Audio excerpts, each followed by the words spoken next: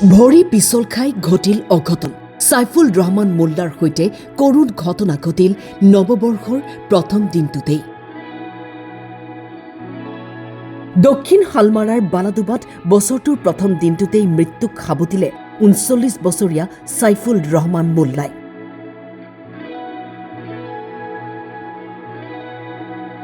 নাৱৰ পৰা ভৰি পিছল খাই বাগৰি পৰে জিঞ্জিৰাম নৈৰ বুকুত।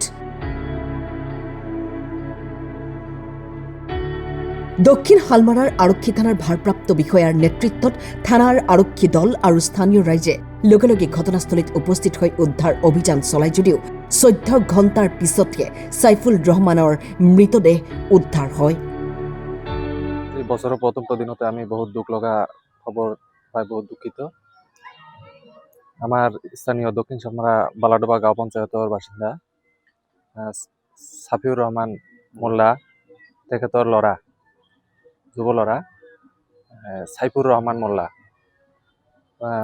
নাৱেৰে বালাডুবাৰ পৰা আহি থকা অৱস্থাত ভৰি পিছল খাই পানীত পৰি যায়। স্থানীয় ৰাইজ তথা নাৱৰীয়া আৰু খবৰত পুলিচ প্ৰশাসন লগতে ডিজাষ্টাৰ মেনেজমেণ্ট এইসকল স্থানীয় ৰাইজ তেখেতসকলে যোৱাকালিৰ পৰা খোজ কঢ়াৰ পিছত আজি ৰাতিপুৱা ৯:৩০ মান বজাত মৃতদেহ উদ্ধাৰ কৰিবলৈ সক্ষম হয়।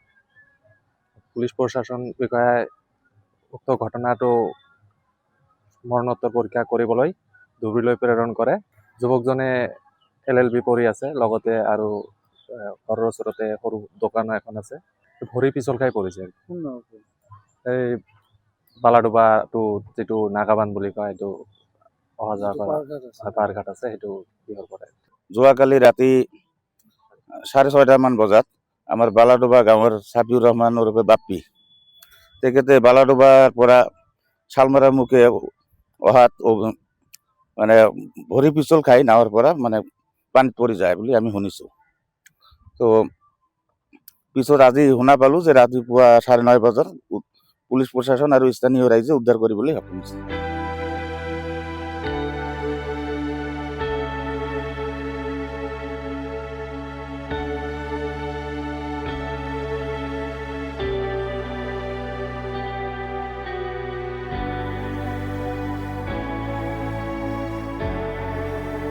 দক্ষিণ হালমাৰাৰ পৰা মনোৱাৰ আলীৰ ৰিপৰ্ট, টাইম 8।